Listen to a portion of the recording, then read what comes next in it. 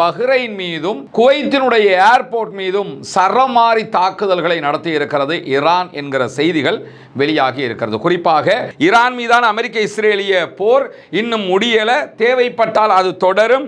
எந்த அளவுக்கு சொன்னா 2 நாட்களுக்கு ஒரு முறை நான் ட்ரம்போட பேசிக்கிட்டு இருக்கிறேன். இந்த ஹந்தலா குழு தான் புதிய இராணுவத்தினுடைய மையங்களை அடையாளம் காட்டி இருக்கிறது. அதுதான் என்னுடைய இயற்கை குணம் அப்படிங்கிறாரு. எல்லாரும் என்ன சொல்லுவாங்க, இல்லை நான் மாற்றி எல்லாம் பேசலை அப்படி இப்படின்னு விளக்கம் ஏதாவது சொல்லுவாங்க. இந்த ஆள் என்ன சொல்கிறான்னா, மாற்றி மாற்றி பேசுறது தான் என் இயற்கை குணமே.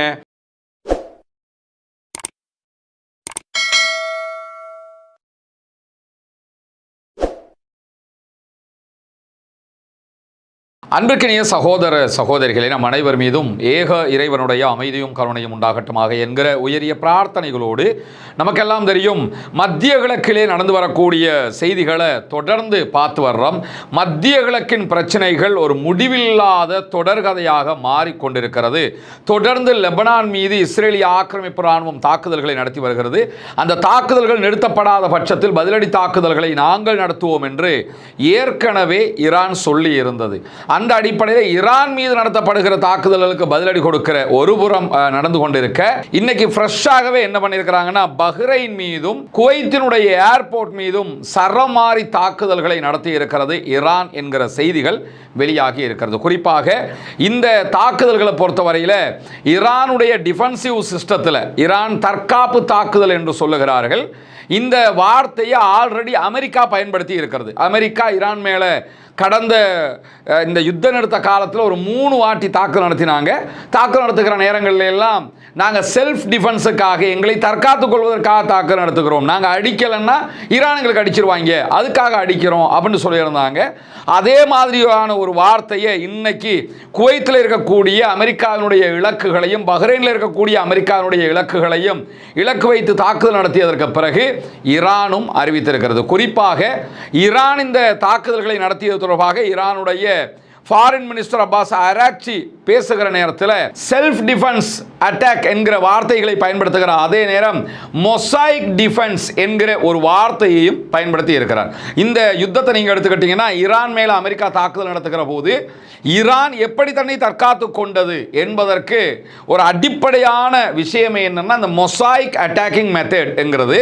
அது இந்த யுத்தத்தில் தான் ஈரானுடைய தாக்குதலில் வெளிவந்ததை நம்ம பார்க்க முடியும். ஈரானுடைய இராணுவ கட்டமைப்பில் உருவாக்கப்பட்ட ஒரு முக்கியமான தாக்குதல் திட்டம் தான் இந்த மொசைக் மெத்தேடுங்கிறது. அது என்ன மாதிரியான தாக்குதல் என்று சொன்னால், 2 வகையாக இராணுவ தாக்குதல்களை அவர்கள் எதிர்கொள்வார்கள். ஒன்று, இராணுவத்தினுடைய தலைமையாக இருக்கக்கூடிய IRGCயினுடைய தலைமை என்பது ஈரானுடைய ஆயத்துல்லா அலி காமனி இதுக்கு முன்னாடி இருந்தால், இப்போ ஆயத்துல்லா அலி முஜ்தபா காமனி இருக்கிறார்.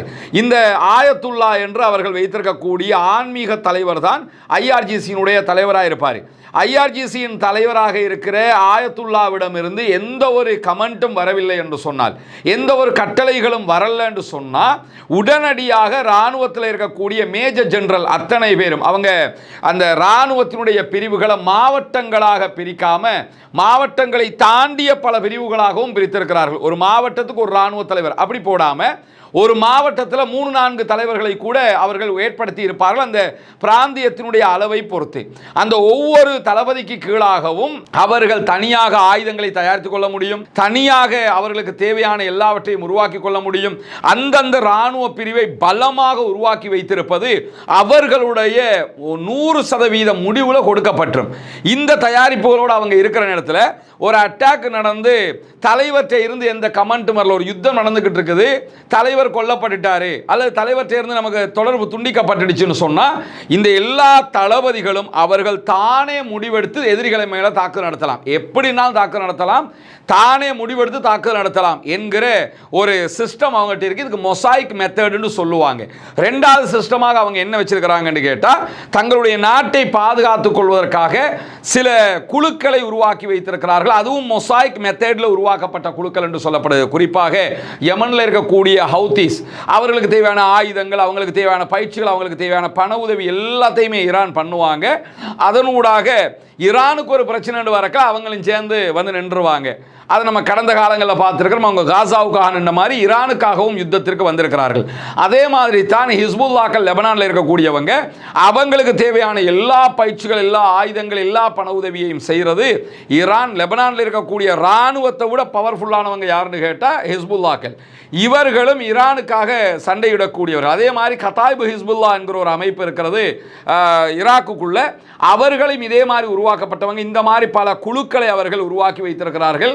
கண்ணுக்கு தெரியாத ஹிடன்லி இருந்து செயல்படக்கூடிய, தலைமறைவாக இருந்து செயல்படக்கூடிய லட்சக்கணக்கான ஒற்றர்கள் ஈரானுடைய IRGC கீழே பல நாடுகளிலும் இருப்பதாக சொல்லப்படுது. இதெல்லாமே இந்த மொசாய்க் சிஸ்டத்துக்கு கீழே கொண்டு வருவாங்க. அதை தாண்டி ஒரு யுத்தம் நடந்து ஒரு சமாதான காலகட்டமாக இருக்கிற இந்த நேரத்திலையும் தன்னுடைய நாட்டின் மீதும் தன்னுடைய நாட்டுக்கு ஆதரவாக இருக்கக்கூடிய ஹிஸ்புல்லாக்கள் மீதும் தாக்குதல்கள் நடத்தப்படுகிற நேரத்தில் அந்த தாக்குதல்களை நிறுத்துமாறு பலமுறை ஈரான் சொல்லியும் அவர்கள் கேட்காத சூழல்ல அவர்களுக்கு எதிரான தாக்குதல்களை தற்போது ஈரான் நடத்துகிறது. அதற்கு மொசாய்க் மெத்தட் அட்டாக்னு தான் அவங்க சொல்றாங்க.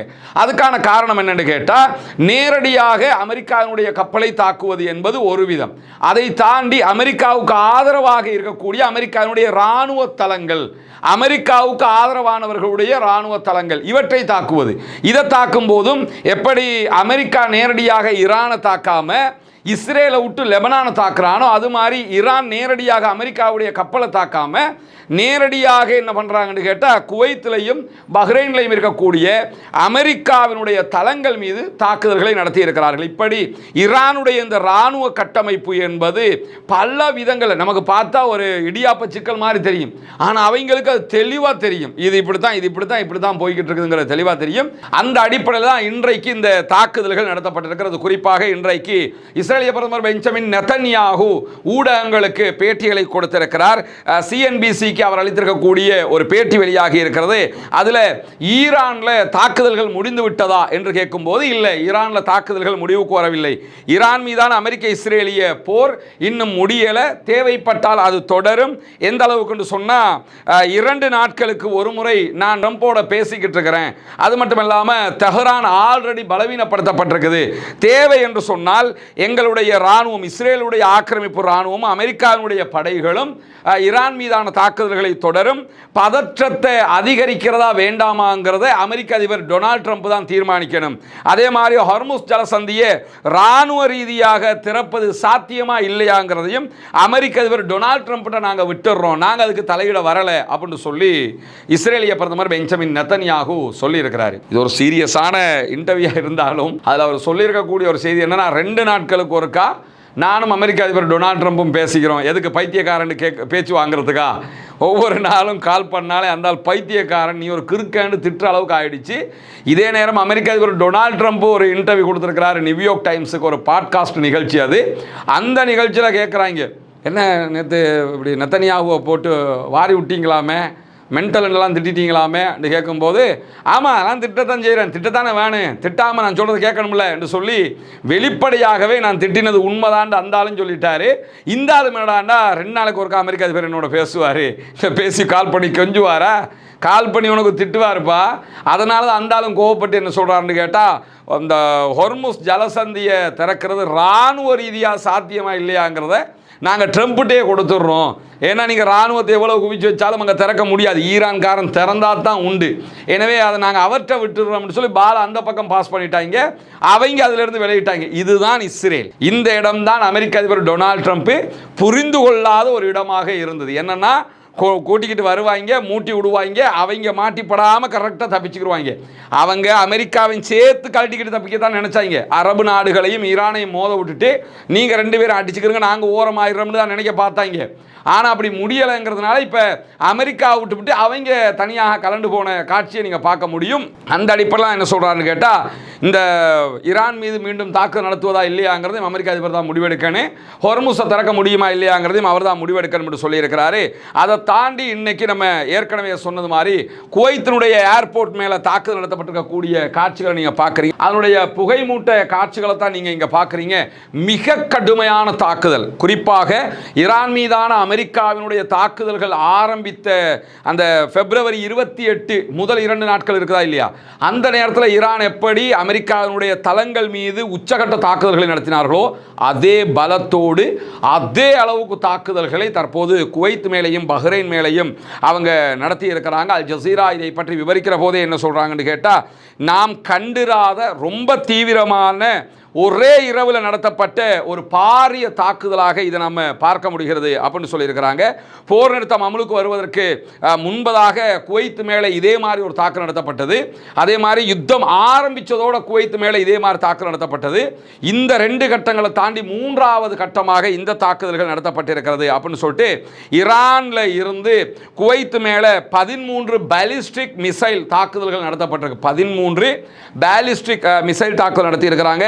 17 ஆளில்லா விமான தாக்குதல்கள் ஒரே நேரத்தில் கிட்டத்தட்ட 30 தாக்குதல்கள் நடத்தப்பட்டிருக்கிறது குவைத் மேல. இந்த எண்ணிக்கைகள் பிப்ரவரியில யுத்தத்தினுடைய ஆரம்ப நாட்களை நினைவூட்டுகிறது அப்படின்னு சொல்லி அல் ஜசீரா இதை விவரிப்பதை நம்ம பார்க்க முடியும். குவைத் விமான நிலையத்தின் மீதான தாக்குதல்களில் 63 பேர் படுகாயம் அடைந்திருக்கிறார்கள் என்று சொல்லி குவைத்தினுடைய சுகாதார அமைச்சகம் சொல்லக்கூடிய காட்சிகளையும் நம்ம காண முடிகிறது. இதை தாண்டி ஈரானோடு தொடர்புடைய ஹந்தலா ஹேக்கர்ஸ் குழு இன்றைக்கு விடுத்திருக்க அறிவிப்புல என்ன சொல்றாங்கன்னு கேட்டா, எந்தெந்த இடங்களை அமெரிக்காவுடைய தளங்களாக தாக்குதல் நடத்தணும்னு சொல்லி அந்த லிஸ்ட்டை நாங்கள் தான் ஐஆர்ஜிசி கொடுத்துருக்கிறோம்ங்கிறாங்க. ஐஆர்ஜிசியினுடைய ஹேக்கர்ஸ் குழு, அதாவது முழுவதுமாக அமெரிக்காவினுடைய இஸ்ரேலுடைய கணினிகளை முடக்குகிற அவர்களுடைய செயல்பாடுகளை இணையதள ரீதியாக டீப்பாக டார்க் வெப் ரீதியாக சென்று தரவுகளை எடுக்கக்கூடிய ஒரு துல்லியமான தொழில்நுட்ப குழு தான் இந்த ஹந்தலா என்கிற குழு. பாலஸ்தீன குழு ஒன்றினுடைய பெயரை வைத்துத்தான் இவர்கள் செயல்பட்டு வருகிறார்கள். இந்த ஹந்தலா குழு தான் புதிய இராணுவத்தினுடைய மையங்களை அடையாளம் காட்டியிருக்கிறது. ஏன்னா இந்த ஈரான் அமெரிக்கா வாருக்கு பிறகு சில இடங்களை அமெரிக்காவினுடைய இராணுவமும் குவைத்தில் பஹ்ரைனில் எல்லாம் இடத்தை கொஞ்சம் மாற்றி வச்சு அப்படி செஞ்சு இப்படி செஞ்சுட்டு லொக்கேஷனை மாற்றி இருக்கிறாங்க. அந்த மாற்றப்பட்ட கரெக்டான லொக்கேஷனை ஐஆர்ஜிசிக்கு மிக துல்லியமாக எடுத்து கொடுத்தது ஹந்தலா என்கிற இந்த தரவு குழு தான் என்று சொல்லி தஸ்னீம் நியூஸ் ஏஜென்சி இன்றைக்கு எடுத்திருக்கக்கூடிய செய்திகளை பார்க்க முடியும். இப்படியான சூழலில் தான் அமெரிக்க அதிபர் டொனால்ட் ட்ரம்ப் இன்றைய தினம் நியூயார்க் டைம்ஸினுடைய பாட்காஸ்ட் நிகழ்ச்சியில் கலந்து கொண்டு பேசியிருக்கிறாரு. பேசும்போது அவரிடத்தில் பல கேள்விகள் கேட்கப்படுகிறது. அந்த நேரத்தில் அவர் என்ன சொல்கிறாருன்னு கேட்டால், நான் மட்டும் இல்லை என்று சொன்னால் இப்போ இஸ்ரேலுங்கிற ஒரு நாடே இருக்காது. ஏன்னா அந்த அளவுக்கு பலத்தோடு ஈரான் இருந்தது. ஈரானுடைய பலத்துக்கு இஸ்ரேல் தாக்குப்பிடிக்க முடியாதுங்கிறத மிக தெளிவாக இன்றைக்கு அமெரிக்க அதிபர் டொனால்ட் ட்ரம்ப் சொல்லி இருக்கிறாரு. அது மட்டும் இல்லாமல் நமக்கு தெரியும், இஸ்ரேல்காரங்க இதனால தான் அமெரிக்காவை இழுத்துக்கிட்டே யுத்தத்துக்கு போனாங்க. ஏன்னா அவங்களால தனியாக நின்று ஈரானை சமாளிக்க முடியாதுங்கிற அளவுக்கு ஈரானுடைய பலம் அபூர்வமானது. அதனால தான் இந்த யுத்தத்திலேயே அவங்க ஜெயிச்சிருக்கிறாங்க ஈரான்காரர். இப்படியான சூழலில் தான் ஈரானுடனான யுத்தத்தை நீங்கள் தொடங்கணும்னு எனக்கு நெத்தனியாகு தான் அழுத்தம் கொடுத்தாரு, அல்லது நெத்தனியாகு தான் தூண்டி விட்டார் என்று சொல்றதெல்லாம் போய் நானே தான் தாக்குதல் நடத்தினேன் அப்படிங்கிறாரு. உலகம் முழுக்க தெரியும் இந்த ஆளு தான் தூண்டி விட்டு இந்த ஆள் வந்து மாட்டிக்கிட்டாருன்னு. அதை மறைக்கிறதுக்கு இப்போ அந்த ஆள் இல்லை நானே தான் வந்து எல்லாம் செஞ்சேன் அப்படின்னு குழந்தை பிள்ளை மாதிரி ஒவ்வொரு இடத்துலையும் லாலிபாப்புக்கு சண்டை பிடிக்கிற மாதிரி சொல்லிக்கிட்டு தெரியக்கூடிய சூழலில் திடீர்னு ஒரு அற்புதமான கேள்வியை நியூயார்க் டைம்ஸினுடைய ஆட்கள் கேட்டாங்க. என்ன கேள்வின்னு கேட்டால், அது எப்படி இப்போ என்ன பேசுகிறீங்க, இன்னும் கொஞ்சம் நேரத்தில் அடுத்து அதை அப்படியே மாற்றி பேசுகிறீங்க, உங்ககிட்ட ஒரு நிலையான நிலைப்பாடு இல்லையே, அப்படி மாற்றி மாற்றி மாற்றி மாற்றி பேசுகிறீங்களே என்னும்போது, அதுதான் என்னுடைய இயற்கை குணம் அப்படிங்கிறாரு. எல்லாரும் என்ன சொல்லுவாங்க, இல்லை நான் மாற்றி எல்லாம் பேசலை அப்படி இப்படின்னு விளக்கம் ஏதாவது சொல்லுவாங்க. இந்த ஆள் என்ன சொல்கிறான்னா, மாற்றி மாற்றி பேசுகிறது தான் என் இயற்கை குணமே, நான் அப்படி தான் உளருவேன், நான் அப்படி தான் மாற்றி மாற்றி பேசுவேன், என்னுடைய இயற்கை குணம் இதுதான் சொல்லி அமெரிக்க அதிபர் டொனால்ட் ட்ரம்ப் இன்றைக்கு அந்த பாட்காஸ்ட் நிகழ்ச்சியில் சொல்கிறது மட்டுமல்லாமல் அதுக்கு ஒரு விளக்கமும் என்ன சொல்கிறாருன்னு கேட்டால், இப்போ நீங்கள் கேள்வி கேட்குறீங்க, இப்போ நான் உங்களுக்கு அந்த கேள்விக்கு ஒரு பதில் சொல்லுவேன், சொன்னதுக்கு பிறகு இங்கேருந்து கிளம்பி ஓவல் அலுவலகத்துக்கு போவேன். வெள்ளை மாளிகையில் அவருடைய அலுவலகத்துக்கு பேர் ஓவல் அலுவலகம்னு சொல்லுவாங்க. அந்த ஓவல் அலுவலகத்துக்கு போவேன். ஒரு 20 நிமிஷத்துக்குள்ளே இங்கேருந்து கிளம்பி ஓவல் அலுவலகத்துக்கு போயிடுவேன். அங்கே போய் பார்த்தா நீங்கள் கேட்ட கேள்விக்கு நான் சொன்ன பதில் பிழை மாதிரி தோணும். எனவே அங்கே என்ன செய்ய வேண்டும் கேட்டால் அதுக்கு மாற்றமான வேறு பதிலை சொல்லுவேன்.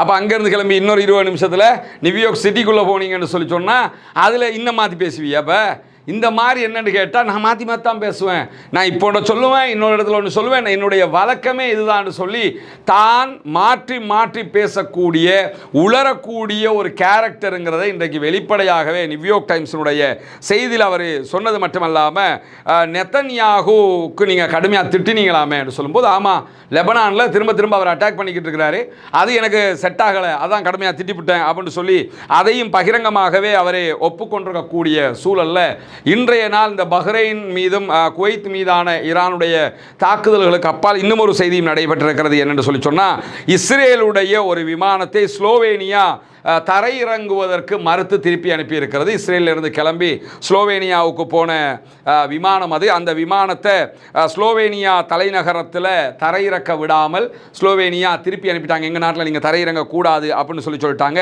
அதுக்கு பதிலாக குறித்த விமானம் குரோஷியாவில் சென்று தரையிறக்கப்பட்டது என்கிற செய்திகளும் வெளியாகி இருக்கிறது. இப்படி பல நாடுகளும் இஸ்ரேல் மீதான தன்னுடைய எதிர்ப்பை காட்டிக்கொண்டே இருக்கிறார்கள். இன்றைக்கு முழுவதும் வெளியாகி இருக்கக்கூடிய மிக முக்கியமான செய்திகளுடைய தொகுப்பை தான் உங்களுக்கு கொண்டு வந்து வந்திருக்கிறோம். பொறுத்திருந்து பார்ப்போம் என்னவெல்லாம் நடக்கப் போகிறது என்பதை. மீண்டும் ஒரு யுத்தத்தை நோக்கி மத்திய கிழக்கு நகருகிறது என்பது மட்டும் தெல்ல தெளிவாக தெரிகிறது. அந்த யுத்தம் எப்படி அமையப் போகிறது, எந்தெந்த நாடுகளோடு அமையப் போகிறது என்கிற கேள்விகள் தான் நமக்கு முன்னால் இருக்கிறது. அதே நேரம் ஈரானும் அமெரிக்காவும் ஒரு சமாதானத்தை அடைவதற்கான வெகு தொலைவில் தான் நிற்கிறாங்க. பேச்சுவார்த்தைகள் ரொம்ப நெருக்கத்தில் இருந்தாலும் சமாதானம் வெகு தொலைவில் இருக்கிறது என்பதையும் நாம் புரிந்து கொள்ள முடிகிறது. எனவே தொடர்ந்து வரக்கூடிய செய்திகளை உங்களுக்கு மத்தியிலே கொண்டு வந்து தருவதற்கு தயாராக இருக்கிறோம். ஆக்கிரமிப்புகள் ஓய வேண்டும், ஆக்கிரமிப்பாளர்களும் ஓய வேண்டும் என்கிற உயரிய பிரார்த்தனைகளோடு ஆக்கிரமிப்பாளர்களுக்கு எதிராக தொடர்ந்தும் ஜனநாயக ரீதியாக குரல் பூமாக வாகிறது. அல்ஹம்துலில்லாஹி ரப்பில் ஆலமீன்.